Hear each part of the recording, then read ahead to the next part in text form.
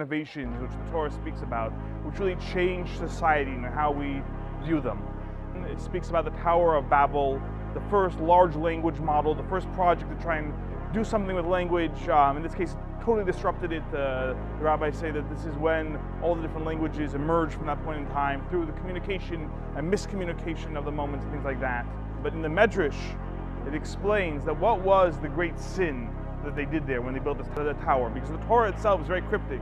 It just says there was this attempt to build a tower and God dispersed everybody and it was a bad thing, but like, why is it bad? What's the big deal about building infrastructure? You'd think it would be a good thing. And in fact, the Talmud, when it discusses the tower, it says, what was the deal with the tower? The tower was, they were worried there was going to be another flood. So therefore they felt, if we build a tower, we'll have a place to retreat to. You're saving humanity. Isn't that the greatest possible goal, is to create a space to protect people and save lives? The fascinating thing is, this is the time when the idea of creating bricks, as opposed to just working with stones that you could find, came about. And the Talmud tells us the bricks were so precious, so important, that they were rushing people to build a tower. If a person fell, they would move on and tell another person, go pick up that guy's bricks, keep building, keep moving, don't stop. If a brick broke, they'd stop and they'd cry and say, how can we replace the bricks that are lost? How can we be able to make up for this critical thing that is missing? Because bricks were so precious and new at the time.